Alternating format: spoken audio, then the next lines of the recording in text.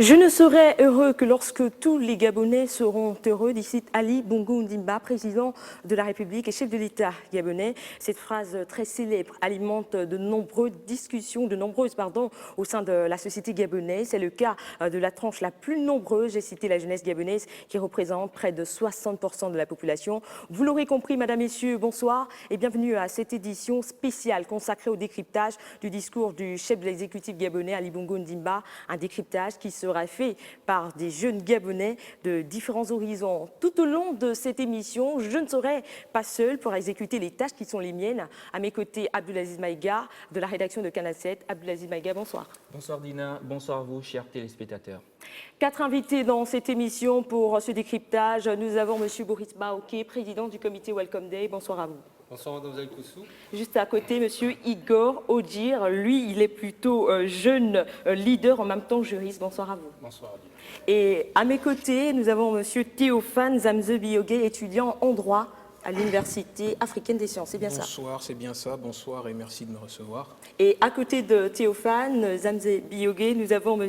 Ismaël Borobo, qui est lui cadre et membre du Parti démocratique gabonais. C'est bien ça? Bonsoir Mademoiselle Koussou, c'est bien cela. Merci messieurs et encore une fois bienvenue sur Canal 7, votre chaîne panafricaine. Nous rappelons qu'au passage cette émission est l'initiative de la Convention nationale des jeunes volontaires, l'association La Main et la direction générale de Canal 7. Le décryptage du discours du président de la République gabonaise débute juste après cette transition.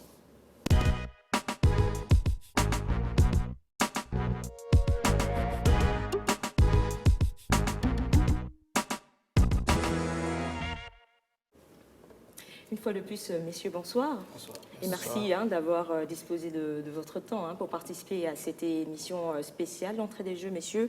Nous avons ensemble suivi ce discours du chef de l'État, Ali Bongo Ondimba. Peut-être déjà nous dire librement, qu'est-ce qui vous a marqué ou qu'est-ce que vous retenez brièvement de ce discours? Sentez-vous libre? Écoutez, peut-être commencer en parlant un peu du contexte dans lequel nous sommes. Vous savez, les fêtes de fin d'année sont une occasion de se retrouver en famille, de se ressourcer, de faire le bilan et de dresser des perspectives par rapport à l'année qui arrive. Et je crois que le discours du président de la République s'est inscrit dans cette logique-là. Il s'agit de faire le bilan de l'année qui est en train de nous quitter, mais non seulement de cette année-là, mais aussi des années précédentes, compte tenu du fait que la fonction de président de la République s'inscrit dans un mandat.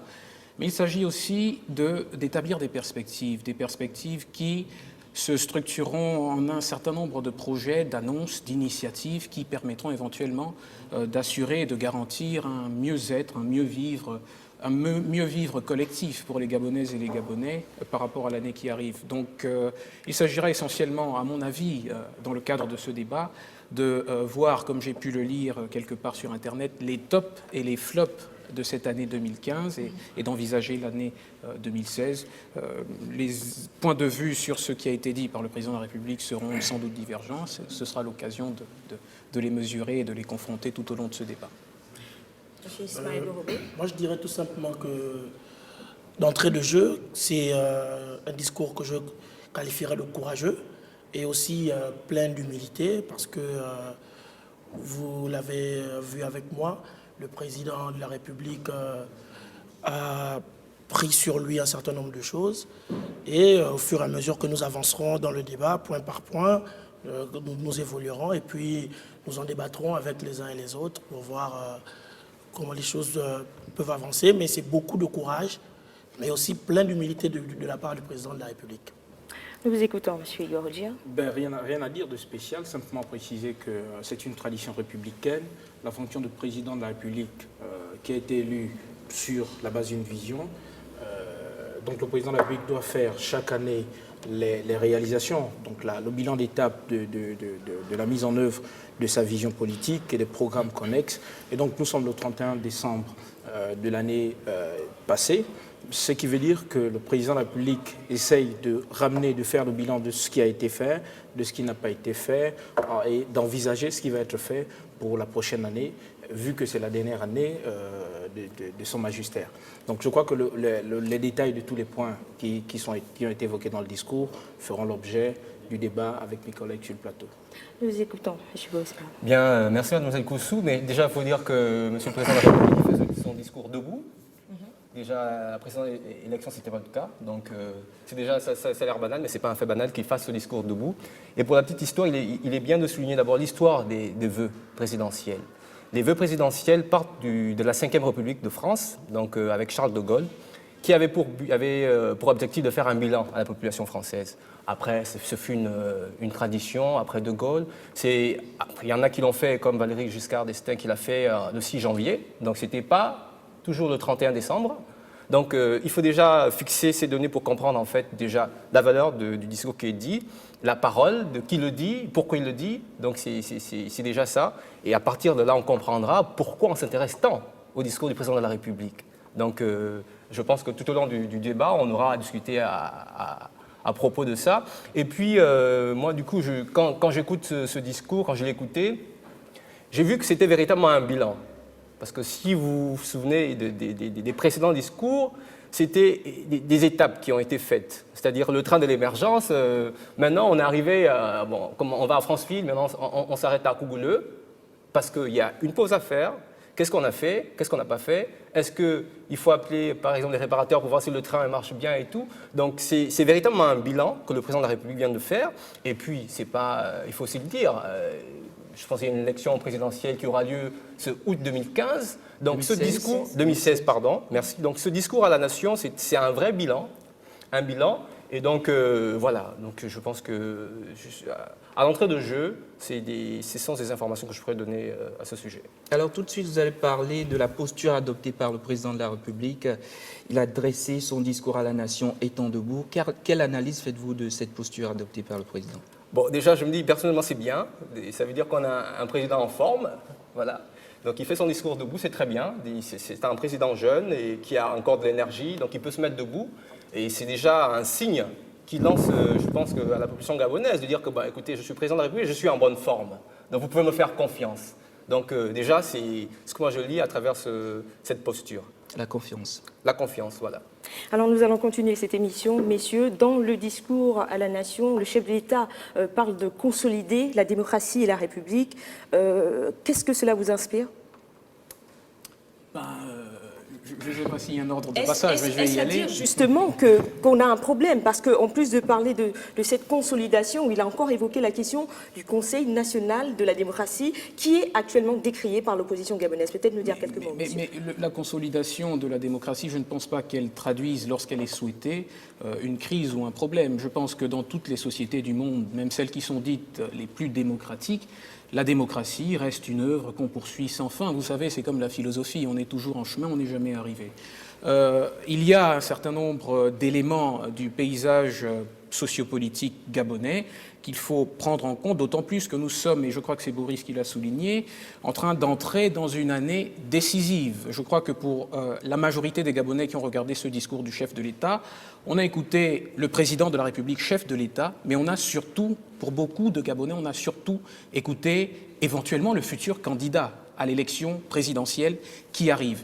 Et donc la consolidation de la démocratie est d'autant plus importante par rapport au contexte, par rapport à cette nouvelle année, parce qu'il y a une échéance majeure qui permettra aux Gabonais de décider de l'avenir politique, économique et social de notre pays. Et donc c'est important de pouvoir annoncer ces choses-là dès le début. Pas un discours de pré-campagne, personnellement, j'ai plutôt prêter attention au discours du président de la République et non pas du candidat. Et je pense que la consolidation de la démocratie relève des obligations sacrées du président de la République. Compte tenu de sa position, il y a une échéance qui arrive. Il faut faire en sorte que cette échéance et que toute l'année, tous les mois qui nous séparent de cette échéance puissent se dérouler dans le calme, dans la sérénité, que la liberté d'expression, que la démocratie, dans toutes ses expressions possibles, puisse être concrète pour rassurer les Gabonais. Je pense que c'est aussi une dimension du discours, de rassurer les Gabonais, de reconnaître, et là aussi Boris parlait de confiance, c'est de la confiance que de reconnaître qu'il y a des retards, de le reconnaître à l'orée d'une année aussi capitale, non seulement pour lui, mais pour le Gabon. Que vous inspire cette consolidation, cet appel à la consolidation de la démocratie? Cet appel à la consolidation de la démocratie du président de la République est très clair.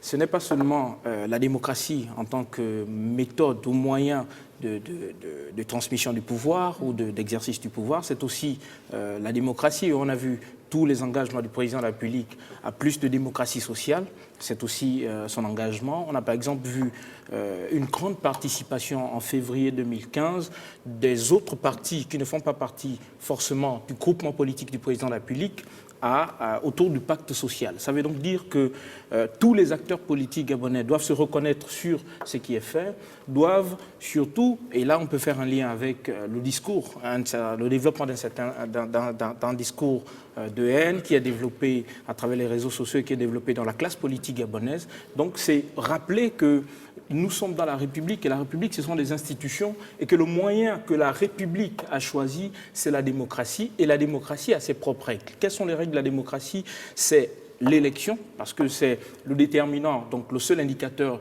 de mesure de la performance politique, donc la performance démocratique. Il faut donc que tous les acteurs politiques, sur la méthode, sur le type de démocratie que nous avons choisi depuis l'histoire politique du Gabon, je veux rappeler que les régimes politiques sont bâtis sur les événements et la culture à un moment donné. Les événements démocratiques que nous avons connus, pour notre pays, c'est la conférence nationale, ce sont les accords de Paris, c'est la création du Conseil national de la démocratie et que ces événements ont fini par définir dans notre régime politique, donc au Gabon, un type de démocratie consensuelle. Le président de la République qui a lui-même évolué dans ce type de démocratie veut rappeler qu'il faut consolider justement ce type de démocratie, mais ça ne veut pas forcément dire que le type de démocratie, donc l'appel à consolider la démocratie, vient d'une défaillance de la démocratie actuelle. C'est vrai, elle est à perfectionner, elle est à parfaire, mais bien sûr dans le cadre des institutions qui sont définies. Et le président de la République a jugé sur une demande, bien sûr, de la classe politique qu'il fallait mettre en place le Conseil national de la démocratie, qui est, pour ces acteurs politiques, l'organe d'excellence où il y a justement l'exercice de la démocratie consensuelle. Même si c'est un conseil, il faut le rappeler, décrié par l'opposition. C'est pour ça que vous voulez réagir, c'est ça? Non, moi je ne veux pas réagir sur le fait que le Conseil soit décrié par l'opposition. Moi je vais juste réagir sur le fait que le président de la République fait un discours à l'orée de la nouvelle année. Dans ce discours, comme je disais au départ, il y a un bilan. Donc le bilan c'est quoi? Qu'est-ce qui a été fait sur le plan politique, sur le plan de l'éducation, sur le plan social? Je pense, parce que si j'ai bien suivi le président donc Ali Bongo, il fait en fait d'ignorer l'aspect politique, même si en réalité son discours est un discours politique. Donc je pense, et le fait qu'il n'ait pas mis l'accent sur la question politique montre un fait, c'est-à-dire que c'est un homme d'action. D'ailleurs, Christine Lagarde le disait, parce que depuis le XVIIIe siècle, les gens ont fait que penser. Il est temps d'aller dans l'action. Et je pense que le président de la République, il est dans ce chemin. C'est-à-dire, la politique, c'est vrai, c'est bien, la politique, c'est ce qui gère la cité, mais moi, je pense qu'on devrait travailler. Je pense que les Gabonais ont besoin d'être bien nourris, d'être bien logés. Je pense que les jeunes ont besoin d'être bien éduqués. Ils ont besoin de... Voilà. Donc, je pense que c'est vraiment dans ce sens que se situe le président de la République. Vu qu'on est dans un décryptage Vous posez la question du Conseil national. Je ne vais pas m'appuyer sur la question politique, parce qu'il faut le dire, la politique a... malheureusement, a mis notre pays dans des états que l'on connaît actuellement. Donc, c'est vraiment regardons les actions. Qu'est-ce que nous dit Ali Bongo sur son mandat, en fait, déjà, et là, je veux dire, on peut aller plus loin. Là, c'est vrai, le discours, il se fait le 31 décembre 2015, mais tout ne part pas de 2015. Lorsque, par exemple, discutant sur le décryptage de son discours, je suis revenu à le premier discours qu'il a fait en 2009, le 31 décembre, où le mot-clé, les mots-clés de ce discours étaient l'union et le travail. C'est-à-dire, après 2009, on est tous d'accord de ce qui s'est passé après l'élection présidentielle. Il était temps pour les Gabonais de s'asseoir, de s'unir et de travailler.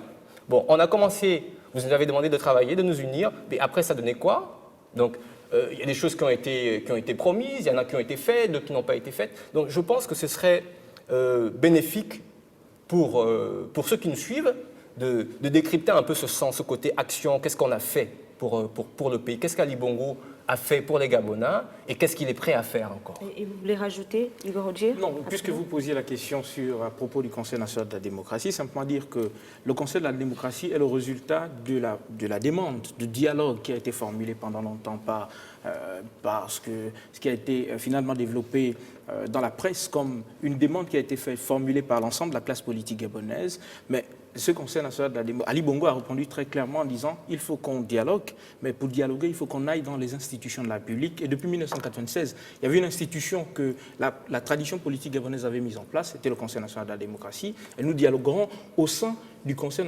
national de la démocratie, qui est une institution, et par ailleurs. Maintenant, si l'opposition peut se poser quelques questions au sujet du Conseil national de la démocratie, il faut se poser de bonnes questions. La bonne question, c'est que quel est finalement l'apport du Conseil national de la démocratie dans l'exercice de la démocratie au Gabon? Je veux rappeler que la démocratie a ses propres règles, que je viens d'évoquer. Je disais tout à l'heure que l'indicateur central de la mesure de la performance en démocratie, donc en politique, c'est l'élection.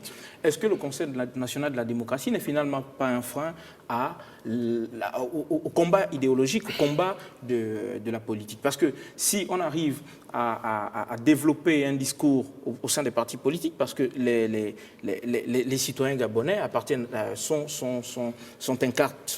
encartés dans des idéologies, mais s'il y a le développement d'un discours de haine, d'un discours d'antipathie vis-à-vis de la République, est-ce que ce n'est pas parce que les partis politiques, qui sont les intellectuels collectifs, n'ont pas bien joué leur rôle? Mais pour jouer leur rôle, la démocratie a dit mes règles, mes cadres, c'est l'Assemblée nationale ou le Sénat. Aujourd'hui, on peut bien, et c'est un constat universel au Gabon, on peut bien remarquer que l'Assemblée nationale est monocolore, le Sénat, ça ne va pas très bien, les opposants ne se retrouvent pas, parce qu'ils n'accèdent pas aux institutions d'exercice de la démocratie, ne se retrouvent pas donc dans la forme de la démocratie qui est exercée. Il leur reste une seule arme, et c'est l'arme traditionnelle du Gabon, c'est le dialogue.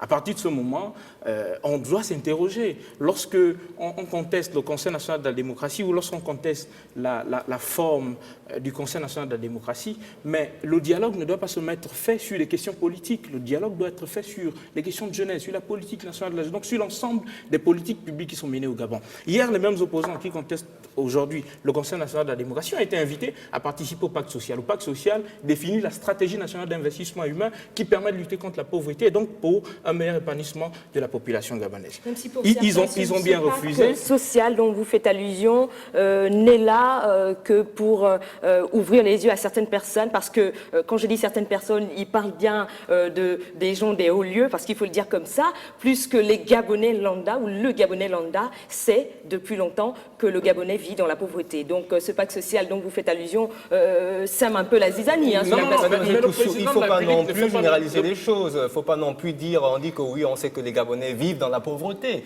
Oui. C'est quand même, c'est dangereux de le dire. Ce n'est pas le cas. Non, écoutez, il y a un dicton africain qui dit, lorsqu'on se sent tout le temps, on se sent tout le temps malheureux, ben on finit par l'être. C'est-à-dire, si vous dites tout le temps que vous êtes malheureux, ben après vous prendrez l'habitude d'un malheureux. C'est vrai que les choses vont mal, ça c'est vrai. Les choses vont mal, mais quand même, il faut rester optimiste. Et je pense que le président de la République est dans cette optique. Les choses vont mal, on a entrepris des chantiers, je veux dire, comme ça. Oui, ce n'est pas allé, il y en a qui ne sont pas allés à terme, il faut le dire, mais on ne va pas rester dans ce pessimisme ambiant. On ne va pas rester dans ce pessimisme ambiant. Nous allons revenir sur le discours. Voilà. Il y a dans ce discours, parlant de la haine, de division, le président de la République a dit ceci: j'en appelle donc à la construction d'une démocratie apaisée. Et la démocratie au Gabon est-elle en danger? Avant toute chose, j'aimerais revenir sur la problématique du Conseil national de la démocratie. Surtout que vous êtes membre du Parti démocratique gabonais. Tout à fait. Les opposants d'aujourd'hui décrient fortement le Conseil national de la démocratie, alors que le Conseil national de la démocratie, comme l'a dit Odir tout à l'heure, n'est que la résultante de l'ineptie et de la non-volonté de vouloir aller à l'élection législative de 2011 des opposants. Parce que, par excellence, les seuls endroits dans lesquels on exerce la démocratie pleinement, c'est au Parlement. Et la première chambre du Parlement, donc l'Assemblée nationale, il y a eu une élection en 2011, les opposants ont refusé catégoriquement. Alors que normalement, cette Assemblée nationale, si elle était bicolore, par exemple, la démocratie devait plus s'exercer là-bas et on n'aurait pas ressuscité, par exemple, le Conseil national de la démocratie. Je Non, mais crois que écoutez, la je pense- démocratie, moi je pense si on parle de démocratie par rapport à un parlement monocolore. Permettez, allez-y. Sur la question du CND, le constat que je tire, c'est que, comme pour toutes les autres questions qui suscitent un intérêt particulier national, il faut savoir situer les choses dans leur contexte. J'ai l'impression qu'avec, lorsque vous parlez de démocratie apaisée, j'ai l'impression qu'il s'agit d'une réaction présidentielle, donc du président de la République, à une certaine forme de chantage. On essaie, avec le CND, et j'en ai l'impression, et je me prononce là en tant que jeune, de nous ramener comme aux années 90, comme aux accords de Paris. Parce que qu'est-ce qui s'est passé à la suite des accords de Paris? Est-ce qu'on peut conclure aujourd'hui, à l'épreuve des faits, que les accords de Paris ont permis d'instaurer une démocratie réelle, durable, apaisée? Quel est le résultat de la démocratie qu'on nous a proposé dans les années 90? Maintenant, L'appel à la démocratie apaisée, c'est bien le chef de l'État qui l'a dit. Donc ça traduit certainement de nombreuses choses. Au CND, nous sommes quand même dans un pays, et ça c'est important de le noter, nous sommes quand même dans un pays où nous avons 56 ou 57 partis politiques enregistrés au niveau du ministère de l'Intérieur. Or, la réalité, c'est quoi? Les partis politiques, c'est comme les associations, en fin de compte, au Gabon. On en a 56 ou 57, mais combien de personnes connaissent l'existence de manière concrète de ces partis politiques dans le quotidien des Gabonais? Nous vivons dans le même pays. Et ce sont ces partis-là qui vont aller imposer des dictats ou débattre de questions qui concernent l'ensemble des Gabonais à l'Assemblée nationale, alors qu'on refuse de participer aux joutes électorales qui permettent d'être représentés dans les institutions que la République a consacrées pour le jeu de la démocratie. Ça, c'est quand même quelque chose d'important qu'il fallait relever. La réalité de la politique en dehors du CND risque d'être reproduite à l'intérieur du CND si nous ne pensons pas à reconsidérer un certain nombre de conditions fondamentales pour l'exercice justement d'une démocratie apaisée qui doit être apaisée d'abord en dehors du Conseil national de la démocratie. À sa suite, permettez. On va avancer. Allez-y, Aziz Maïga. Oui, parlons de démocratie apaisée. Pourquoi ne pas opter pour un gouvernement d'union nationale? Alors qu'est-ce qui empêcherait la mise en place d'un gouvernement d'union nationale? Monsieur Maïga, vous allez répondre. Qu'est-ce qui empêcherait la mise en place d'un gouvernement d'union nationale quand on sait que le parti au pouvoir et l'opposition militent tous pour la bonne cause? Quel est d'abord, si on essaye de faire l'histoire de l'évolution du dialogue, parce que le gouvernement d'union nationale est la résultante du dialogue. Le premier dialogue qu'a connu notre pays, c'est en 1946, avant les indépendances, pour la définition du régime politique gabonais. Il y a eu des dialogues dans les années 64, il y a eu des dialogues en 67, et le dialogue le plus grand que le Gabon ait connu, c'est la conférence nationale. La conférence nationale a donné quoi? A donné les élections législatives qui ont suivi et qui ont permis, et ce sont les seules élections de l'histoire parlementaire du Gabon qui ont amené le plus grand nombre d'opposants au Parlement, et on sait très bien la rigueur qu'il y a eu dans la gestion des budgets, dans la gestion de la chose publique, parce que le gouvernement avait un Parlement qui était multicolore et ce Parlement qui pesait sur les décisions publiques. Après les accords de Paris, qu'est-ce qui s'est passé? Tous les opposants se sont retrouvés dans le gouvernement. C'est la première forme de dialogue, de gouvernement d'union nationale la plus béante de l'histoire politique du Gabon. Qu'est-ce qui s'est passé? Les élections présidentielles de 1998 ont éliminé tous les acteurs politiques qui ont participé à l'élection présidentielle de 1993. On a vu donc la naissance de nouveaux acteurs comme Pierre Mamboundou, alors qu'en 1993, il y avait des acteurs politiques qui ont pleinement participé à cette élection. Et puis en 2005, on a participé à une élection politique qui avait un candidat presque unique, parce que tous ceux qui étaient susceptibles de mener le débat contradictoire étaient versés dans le parti au pouvoir. Est-ce que le gouvernement de l'Union nationale, c'est on se met ensemble, on gère la chose publique, on se partage bien entre nous? Mais je ne crois pas que ce soit ça l'idéal de la jeunesse. L'idéal de la jeunesse, c'est que la démocratie soit pleinement exercée. Et la démocratie, c'est quoi? C'est la contradiction. C'est le principe démocratique, c'est la contradiction des idéologies. Et si nous arrivons à parler de démocratie apaisée, c'est qu'à un moment donné, il faut qu'on interroge le rôle des partis politiques. Est-ce que les partis politiques ont bien joué leur rôle?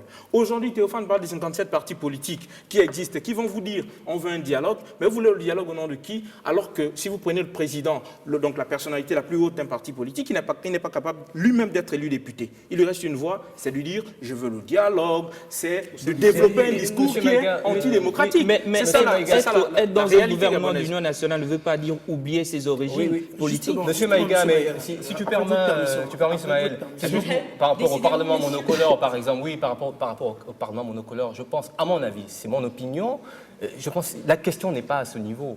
Moi, j'ai vu des débats à l'Assemblée nationale où des députés de PDG ont dit des choses que les Gabonais ont voulu entendre et les Gabonais ont accepté et ont applaudi. Donc la question, le problème, à mon avis, n'est pas un problème que le Parlement soit monocolore Mais seulement c'est un ou problème que le de gouvernement, position. qu'on mette en place un gouvernement d'union nationale. Je pense que ça ne réglera pas le problème de la pauvreté, du fait que les Gabonais ont besoin d'eau courante, que les universités soient mieux entretenues. Bon, c'est pas ça le problème. Le réel problème, c'est de dire, si on a un pouvoir, il faut le dire aussi, on a un pouvoir qui est en place, dont les gouvernants sont issus d'un parti politique qui est majoritaire à l'Assemblée et qui est majoritaire au gouvernement, mais qu'ils travaillent.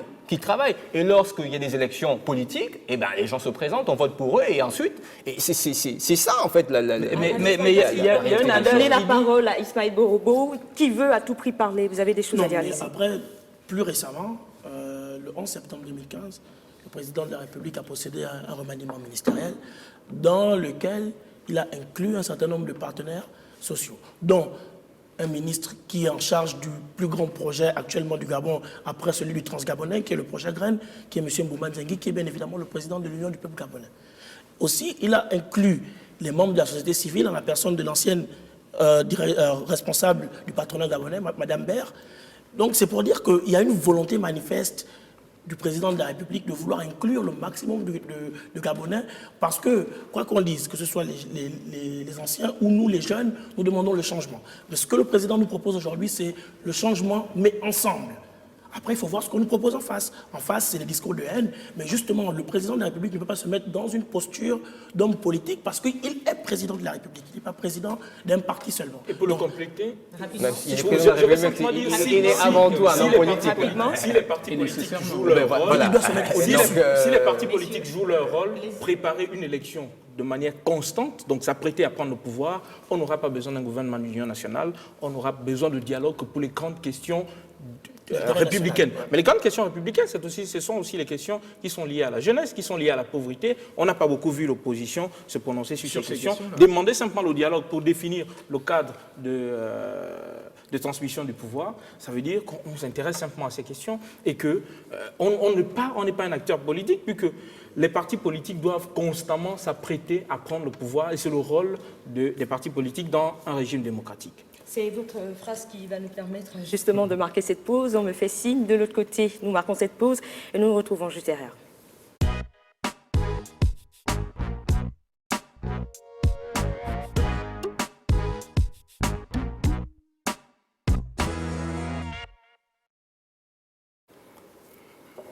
Alors, messieurs, un débat très houleux. Le président de la République aussi, dans son discours, s'est dit insatisfait du travail abattu, en disant qu'il reste encore beaucoup à faire, notamment la question du chômage. Avez-vous l'impression que les différents dispositifs qui sont mis en place par le gouvernement gabonais, donc notamment la politique du chef de l'État, permettent de lutter contre le chômage, notamment le chômage des jeunes? Oui.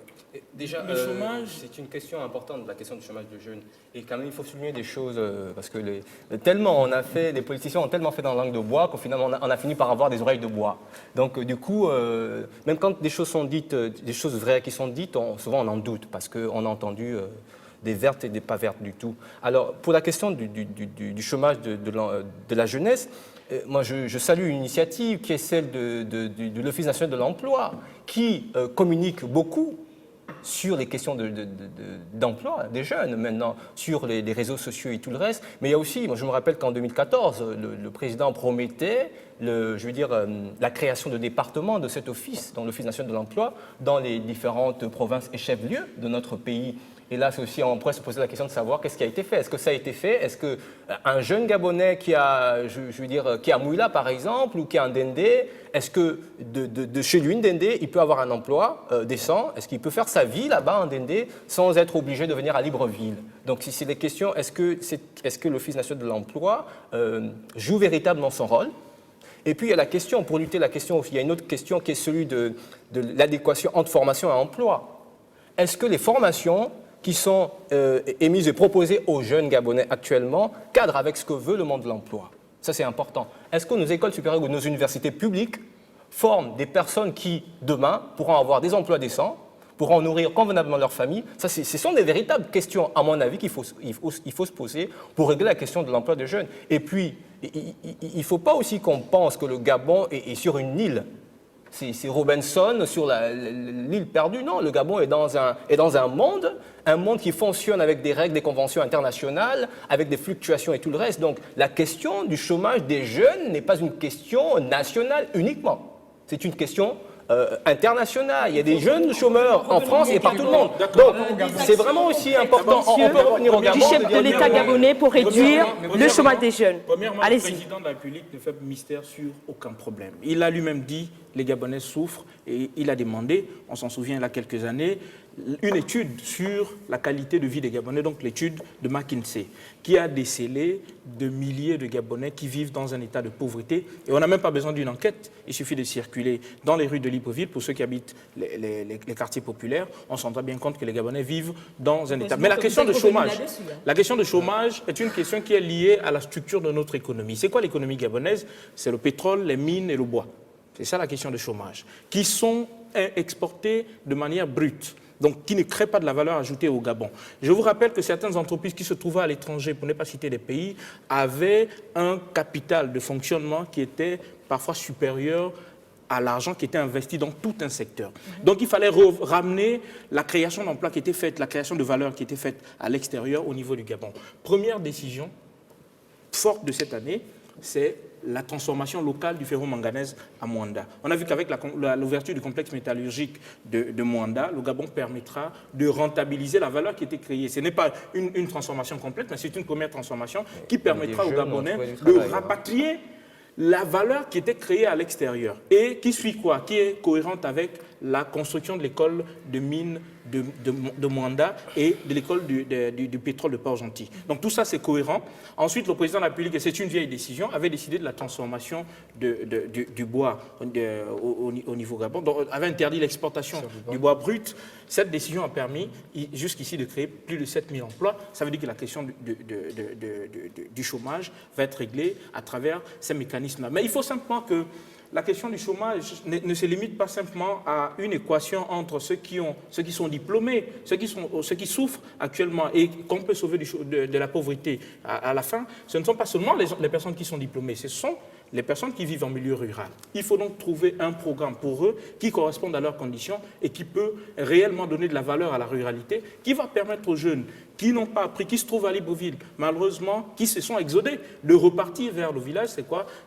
C'est là où on trouve toute l'importance du programme Graines, qui représente, pour prendre les mots d'Ismaël, le deuxième plus important chantier gabonais après le Trans-Gabonais. Il y a 54 jeunes qui sont aujourd'hui revenus de Malaisie, et ces jeunes n'ont pas été pris à la Sablière ou dans les quartiers UP de Libreville. Ces jeunes viennent de l'intérieur du pays et ils pourront servir d'exemple pour l'agroalimentaire dans notre pays, parce que notre pays dépense, je veux vous le rappeler, plus de 300 milliards de francs CFA par an pour l'importation de denrées alimentaires. C'est-à-dire que la diversification de l'économie gabonaise est véritablement en marche sous l'ère Ali Bongo Ndima. Évidemment, parce que il faut qu'on cesse de penser comme si la question du chômage des jeunes allait être réglée par la constitution d'une sorte de guichet unique géant où il suffit de se pointer et on reçoit un emploi. Voilà. Je pense que la question du chômage des jeunes doit être nécessairement considérée concomitamment avec la question de la diversification de l'économie nationale. Oui. Je crois qu'Igor a fait un peu le tour avec le projet Graines, avec la transformation locale du bois, avec la transformation locale du manganèse. C'est quand même une première en Afrique et le Gabon a de quoi être fier avec cela. Et donc tout cela concourt à pouvoir, avec chaque initiative qui est mise en œuvre, que ce soit au niveau de la capitale ou au niveau de l'intérieur du pays, notamment avec le projet Graines et le CMM, donc le complexe métallurgique de Mwanda, de créer des opportunités d'emploi qui puissent accompagner le processus de diversification sur l'ensemble du territoire national. Donc c'est une dynamique qui a été instituée il y a quelque temps, depuis le début d'ailleurs du mandat, qui est en train de porter ses fruits. Mais vous savez, ce qu'il faut combattre, et je crois que Boris se rapprochait un peu de cette idée, c'est aussi une question de mentalité. Vous savez, on part d'une économie de rente, mais qui définissait aussi pour les Gabonais une mentalité de rente. On faisait dans du recyclage, dans la reproduction de modèles auxquels on s'était accoutumé. Aujourd'hui, il est question d'insérer dans le logiciel mental des jeunes Gabonais la question du mérite, la question de l'effort, la question du profit des opportunités qui sont créées. On ne croit pas suffisamment aux opportunités qui sont créées à l'échelle nationale et ça, je pense que c'est un problème. Il y a, depuis un certain temps, une certaine dynamique de promotion de l'entrepreneuriat. Lorsqu'on parle de chômage des jeunes, il faut aussi parler de l'entrepreneuriat parce que les activités créatrice de valeur ajoutée, essentiellement par rapport au domaine de l'entrepreneuriat, on se rend compte que c'est un secteur assez porteur. Seulement le risque, et je crois que la préoccupation des jeunes qui s'intéressent à ces questions-là, à la question de l'entrepreneuriat, se trouve aussi à ce niveau, que la promotion de l'entrepreneuriat ne se limite pas à la télévision ou à travers des initiatives sporadiques, mais que ça devienne quelque chose de concret, de permanent et qui permet de vivre de manière concrète dans sa vie de tous les jours les profits et les transformations qui sont donc impulsées par les politiques. Et j'ajouterais quelque chose en ce qui concerne la problématique de l'emploi général, mais beaucoup plus spécifique de celle des jeunes. Le projet Graines en lui-même est un très grand et très bon projet, mais après, il faut que les acteurs qui décident au niveau de ce projet soient réellement au fait de ce qui se fait au niveau du Gabon. Il faut qu'on arrive à se dire que si le partenariat public-privé qui est mis entre l'État gabonais et Olam Gabon, il faut que ce partenariat inclue les coopératives qui existent déjà et d'autres partenaires comme par exemple l'IGAD ou ceux qui opèrent déjà dans l'aide au développement pour que tous ensemble se mettre en synergie pour produire quelque chose parce qu'il faut reconnaître quelque chose, les Gabonais sont impatients. Bien sûr. On nous a vendu, ils ont le droit de l'être, on a le droit d'être impatient. On nous a vendu un rêve en 2009, on est en train d'ouvrir les yeux. Et c'est la raison pour laquelle, dans mon propos liminaire, je disais que le président a fait preuve de beaucoup d'humilité et de courage, de reconnaître que beaucoup de choses ont été faites, mais il reste beaucoup à faire. Effectivement, par exemple, juste un exemple à donner, un exemple concret sur l'emploi de jeunes, et ça c'est bien l'entrepreneuriat des jeunes, avec la Junior Achievement, on n'en parle pas assez, mais c'est très important parce qu'avec la Junior Achievement, donc GIA Gabon, on prend des jeunes économiquement faibles qui ont soit arrêté leurs études et on les forme à l'entrepreneuriat. Et moi, je vais vous prendre un exemple concret. Après quel accompagnement ? L'accompagnement, j'en parle parce que j'ai une association qui est partenaire avec la Junior Achievement. Donc, l'accompagnement, c'est quoi? Déjà, on apprend à ces jeunes à monter un business plan. Ensuite, on leur apprend à chercher des financements et on leur demande de proposer un projet qui, par la suite, est financé par des banques et à des sommes quand même importantes. Donc, mais on sait pour aller dans le même que sens, pour avoir aussi les financements, c'est quand même compliqué. Non, mais techniquement, mais la question du lobbying, c'est ça. Théophane l'a dit. Il faut aussi qu'on arrive à changer nos mentalités. Juste une petite histoire. Est-ce que vous voulez dire aux Gabonais ce soir que ça a changé ? Non. Mais il n'est plus question de lobbying ? Non, c'est pas ça. Qu'est-ce que vous voulez nous dire ? C'est qu'il faut dire aux jeunes Gabonais qu'il est encore possible de rêver. N'arrêtons pas de rêver. Donc on continue de rêver. Ben, il faut rêver. Et on rêve. Mais tant qu'on est jeune, on rêve. Oui, parce que quand vous dites aux jeunes Gabonais, quand vous dites non, le lobbying, c'est que vous mettez des obstacles aux jeunes. Mais il faut dire aux jeunes qu'ils soient issus d'une famille huppée, d'une famille de paysans, il a le droit de rêver et d'aller jusqu'au bout de ses rêves, de se battre. Et ça, c'est important de le dire aussi aux jeunes. Voici ce que Ali Bongo a dit. Un instant.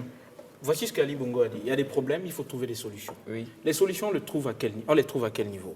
Boris a expliqué tout à l'heure le mécanisme Junior Achievement qui permettait de former la jeunesse gabonaise. Mais l'entrepreneuriat, ce n'est pas une formation, l'entrepreneuriat, c'est un état d'esprit. Alors, on ne va pas évaluer la qualité de la capacité du Gabonais, du jeune Gabonais à entreprendre en 2009, alors qu'il pense, après ses études, qu'il va aller dans la fonction publique. C'est ça la réalité. Donc, on a un secteur privé qui est très faible. Les banques ne prêtent que sur la base de quoi? Sur la base d'un certain nombre d'éléments de crédibilité, donc d'assurance de remboursement des individus. Ça suppose quoi? Ça suppose qu'il faut mettre en place un bon business plan, c'est le rôle de tous les mécanismes. On peut citer le FNAS, on peut citer le Fonds national d'aide sociale, on peut citer la Junior Achievement, qui est aussi un mécanisme, un partenaire incontournable de l'État. C'est aussi l'augmentation de la crédibilité des individus à travers quoi? Les banques prêtent sur la base de titres fonciers, par exemple. Mais Aujourd'hui, les banques prêtent sur la base de titres fonciers. Un Gabonais lambda qui a envie de se lancer dans l'entrepreneuriat, qui n'a pas de titre foncier, qu'est-ce qu'il fait? mais les Gabonais lambda, il y a tous les programmes qui sont mis en place. Je vous parlais tout de suite du programme Graines, mais il suffit de mettre en place une coopérative pour qu'on soit un entrepreneur agricole. Mais Et ça, c'est un mécanisme pas réel. faire dans l'agriculture. Il y a quelque chose qui me gêne un peu. Quelle est l'opportunité avant d'investir, même pour les gros investisseurs? On investit dans un domaine qui est sécuritaire, on investit dans un domaine qui est fertile. Pourquoi est-ce que j'ai l'opportunité d'investir dans le grain, je voudrais investir dans la transformation de l'or? Pourquoi? Il y a des opportunités qui sont mises en place, il faut les saisir. Il y a des opportunités qui sont mises en place. Par exemple, on dira aux gens on va ouvrir le complexe métallurgique de Mwanda, c'est près de 400 emplois directs. Il y a des gens qui iront en Mwanda, qui auront besoin de manger. Pourquoi ne pas ouvrir un restaurant? Ça, c'est un exemple concret d'opportunité qui est créée. Pourquoi ne pas s'investir dans le programme Graines dans ces régions pour nourrir les employés du complexe métallurgique de Mwanda? On investit dans une opportunité. Allons-y. Non, il avait un dernier. Je voulais dire quelque chose d'assez technique pour revenir sur l'entrepreneuriat. Au sortir des assises sociales, on a créé le Fonds national d'aide sociale. Et en 2015, par exemple, le Fonds national d'aide sociale, en convention avec la Banque gabonaise de développement, a signé récemment un contrat de l'ordre de plus de 100 millions de francs CFA. 102 millions de francs CFA pour aider 54 groupements de personnes à créer des entreprises. Ça, c'est des choses concrètes. C'est la raison pour laquelle c'est bien beau de dire qu'il faut qu'on pousse les jeunes à rêver, mais justement, il y a des choses qui sont déjà en train d'être faites. On a parlé du projet Graines. Il faut se dire qu'à part l'entrepreneuriat agricole dans le projet Graines, pour nous qui sommes un peu intéressés par l'entrepreneuriat multiforme, quand vous lisez par exemple le quotidien L'Union, vous verrez qu'il y a tout le temps des appels d'offres pour faire des travaux de terrassement, pour faire des travaux de pavoisement, pour faire même des petits travaux, pour mettre en place des routes, pour essayer d'éduquer les populations, pour faire ce qu'on appelle en anglais du risk management. Donc ça veut dire que tout autour du programme Graines, il y a un ensemble de petits métiers, de moyens métiers et de grands métiers qui peuvent se mettre en place. Alors, Aziz Maïga, nous allons aller sur les questions sociales parce que le temps du côté de la région n'arrête pas de nous signaler qu'il faut que nous accélérons nos pas. Alors, messieurs, le chef de l'État, dans son discours, a parlé de la mise en place justement d'une loi fixant le quota d'accès des femmes et des jeunes aux fonctions politiques et celui des femmes, notamment aux emplois supérieurs de l'État. Et après les 30% des jeunes et des femmes, pensez-vous que cette fois-ci, cette déclaration du chef de l'État va porter des fruits? Alors qu'on a déjà les 30%, est-ce que vous, jeunes, vous parlez là pour les jeunes Gabonais, est-ce que cette fois-ci vous pensez qu'on va toucher au bout? Ce sera palpable? Écoutez, je vais être franc avec vous. C'est cette franchise dont la population a besoin. Je pense qu'il faut faire très attention avec le quota. Je pense que le plaidoyer, à la base, il va sans dire que c'est une décision quand même historique, hein, cette loi, mais il faut faire très attention. Pourquoi? Parce que le plaidoyer à la base de ce quota, et là le président de la République a montré qu'il était réactif aux attentes des Gabonais, des jeunes et des femmes en particulier. Non, mais j'en viens. On a annoncé 30% de représentativité en oubliant que le plaidoyer à la base, c'était que les jeunes soient effectivement présents dans les instances qui permettent donc le débat démocratique, celle dont nous parlions il y a quelques minutes. Mais seulement, est-ce que, en instaurant un quota, ça permet de manière concrète et de manière irrévocable aux jeunes d'accéder à l'instance au sein de laquelle il doit faire valoir son talent, faire valoir son dynamisme, faire valoir sa jeunesse? Pourquoi je dis ça?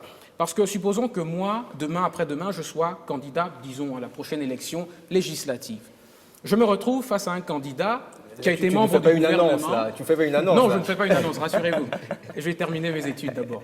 Alors, supposons que je me retrouve face à un ancien membre du gouvernement qui a eu le temps de fidéliser le terrain politique sur lequel je veux m'investir à coups de dons et que sais-je encore. Est-ce que j'ai les mêmes chances lorsqu'on connaît la mentalité, et là aussi il y a la question du changement de mentalité, lorsqu'on connaît la mentalité nationale, est-ce que j'ai les mêmes chances que ce candidat qui a derrière lui tous les moyens financiers imaginables, et moi le jeune qui me présente à cette élection législative, est-ce que nous avons les mêmes chances? Donc c'est une très grande avancée, ce quota de 30% de jeunes et de femmes, c'est une très grande avancée, mais seulement, je pense qu'il faudra instaurer des mécanismes envisageables d'accompagnement pour pouvoir permettre que les jeunes puissent s'inscrire dans des élections ayant les mêmes chances que des candidats qui seraient moins jeunes. Effectivement, je vais peut-être... Dans tous les cas, les jeunes et les femmes ne vont participer à l'action publique. Oui, la décennie de la femme, On c'est vous a une tout donné décision déjà, politique. vous, les dames. Après, il faut définir le contenu. Allez, messieurs, Et c'est ça, mais vous avez Il la faut parole. définir le contenu. Mais les jeunes et les Vous êtes femmes... contre la décennie de la femme, messieurs? Je ne suis pas contre la décennie de la femme. Vous êtes contre j'ai la décennie de la l'impression femme, qu'elles s'y messieurs? plaisent. Non, j'ai l'impression que les femmes s'y plaisent, qu'elles se plaisent à être considérées comme inférieures aux hommes, ou je sais pas. J'ai l'impression que ça vous plaît, qu'on vous infantilise en fait. C'est ça le Il est problème important, de ça. il est important de retenir que les femmes et les jeunes ne vont participer à l'action publique et politique que proportionnellement à la qualité de compétences dont ils disposent.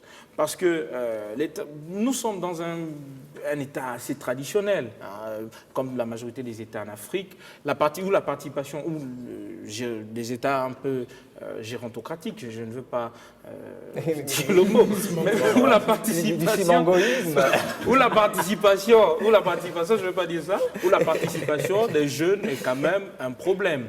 Parce que dans nos traditions, il est dit que le jeune doit être formé, faire ses classes avant de participer à l'action publique, alors que c'est ce jeune qui doit, dans quelques années, prendre le relais des aînés. La réalité, c'est que ce jeune n'a pas été au contact de la responsabilité, ce jeune n'a pas été au contact de l'action publique, de la gestion humaine, de la gestion de la chose publique. Et il se trouve qu'il y a souvent une rupture parce qu'il y a un temps d'apprentissage de ces jeunes-là. Mais il faut prendre des décisions plus importantes. C'est l'occasion par exemple, d'intégrer, d'augmenter le nombre de jeunes au gouvernement. Ça, c'est possible. Il y a des jeunes de qualité au Gabon qui peuvent participer, tout ce qu'il faut dans tous les domaines, qui peuvent être directeurs généraux, qui peuvent être ministres. Ce sont des solutions concrètes qui peuvent accompagner la décision qui est prise par le chef d'État. Et c'est valable pour les femmes aussi.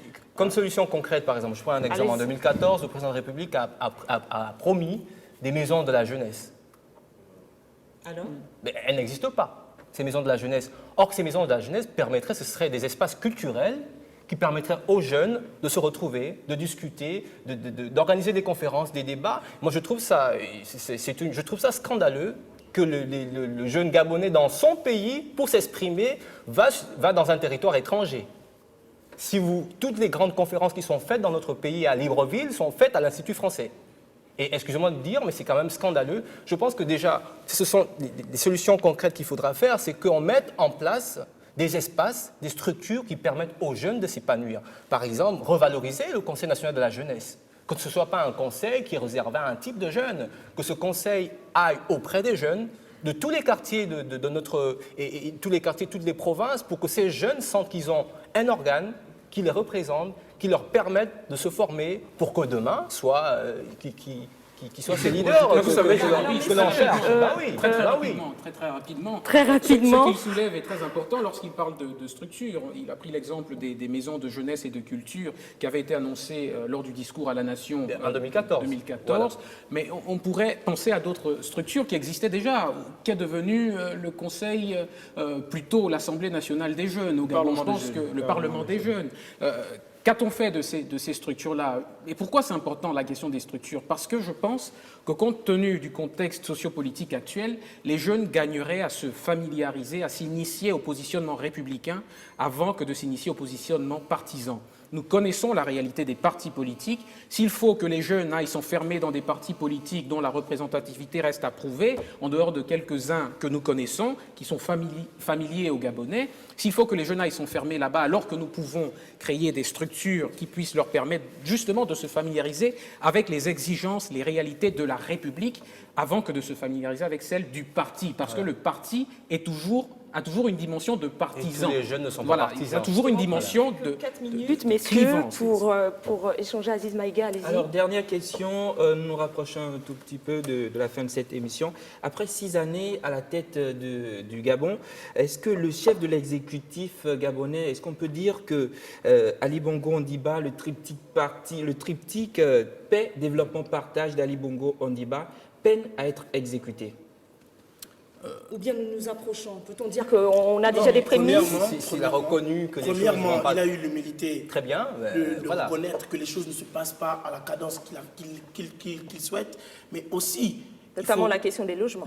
Notamment la question des logements, mais aussi il faut voir les perspectives, ce qui a été fait, et faire un comparatif entre le Gabon de 2009 à 2015 et le Gabon de 2009 à 2005. On ne va pas rentrer là-dedans pour le moment, mais c'est pour dire que c'est vrai, les Gabonais attendent beaucoup du président de la République, mais c'est par rapport à ce qu'il peut faire au Gabon. Et c'est normal qu'ils attendent beaucoup du président de la République. Allez-y rapidement, monsieur Igor Boutier, au pas de course. Paix, développement, partage, on peut dire qu'il y a eu des avancées importantes, mais surtout des avancées qui représentent les bases de la constitution définitive de ces concepts. Paix, parce que il doit être défini, comme disait le président, le feu président Omar Bongo, on ne peut pas construire sur la paix. Le développement, c'est la transformation. Sans la paix, vous m'excusez. Le développement, c'est la transformation, passe par la transformation des structures économiques, sociales et culturelles. Le développement n'est pas seulement le fait de construire de grands logements, le développement, c'est aussi le fait de transformer et le les mentalités. partage. Le partage, aujourd'hui, il y a des mécanismes. Vous voyez, la CNAMGS, c'est une forme de partage. Aujourd'hui, il y a eu l'augmentation le nouveau système de rémunération sur le partage. Il y a eu la généralisation de la bourse à tous les étudiants. Ce sont des mécanismes de partage. Mais ce n'est pas un partage béant qui permet simplement... Il nous reste 2 minutes. Oui, Allez-y, je veux citer le président de la République, il a dit dans le plan stratégique Gabon émergent, il dit, je cite, le Gabon peut, grâce à ses ressources et à ses compétences, changer en une génération le niveau de vie de tous ses citoyens. Il ne s'agit pas d'une vue de l'esprit, mais d'un engagement ferme et irrévocable. Fin de citation. Donc, si le président de la République l'a dit, et que ce n'est pas un engagement, une vue d'esprit, c'est un véritable engagement. Bon, je veux dire qu'on le fasse. On veut le voir, en fait. On veut voir ses fruits. On veut voir des jeunes qui sont de grands patrons. On veut voir des jeunes des gens qui vivent bien. Le message est bien passé. Important. Très rapidement. Très rapidement, Oui. par rapport au triptyque paix, développement, partage, je dirais simplement que tout Gabonais intelligent et conscient de la réalité de notre pays, de l'histoire de notre pays, n'aurait pas pu s'imaginer sérieusement, en 2009, que ça aurait été facile d'atteindre les différents objectifs politiques, économiques et sociaux et culturels, j'en passe, qui ont été définis par le candidat d'alors, qui est aujourd'hui président de la République depuis un peu plus de 6 ans. Donc, vous savez, tout a été dit dès le départ à l'intérieur du plan stratégique Gabon émergent. Il y a les fondamentaux, il y a les piliers, et puis il y a le 3, donc la prospérité partagée. C'est un travail de longue haleine, et ça, il faut le comprendre. Il s'agit, comme je vais me répéter, de transformer le modèle d'une société, le modèle de notre société, et ça prend du temps. Ouais. Il y a des fondamentaux qui sont en train d'être mis en place progressivement, nous y arrivons. Nous sommes au niveau des piliers, donc que tous les Gabonais connaissent par cœur. La prospérité partagée est l'aboutissement de tout ce processus. Et c'est un processus qui permettra aux Gabonais d'envisager leur avenir dans ce pays, d'envisager la réussite dans ce pays, d'envisager leur avenir de manière sereine et tout à fait optimiste. Madame, Messieurs, c'est la fin de cette édition spéciale jeunesse consacrée au décryptage du discours du président de la République gabonaise, Ali Bongo Ondimba. Merci à vous, chers téléspectateurs, de nous avoir suivis. Merci à la Convention nationale des jeunes volontaires, l'association Lama et la direction générale de Canal 7 qui ont rendu cette émission possible. Toutes les équipes techniques et rédactionnelles se joignent à moi pour vous souhaiter et pour vous dire merci. Merci Abdulaziz Maïga de nous avoir accompagnés. Bonne année 2016 à toutes et à tous. Bonsoir. Bonsoir.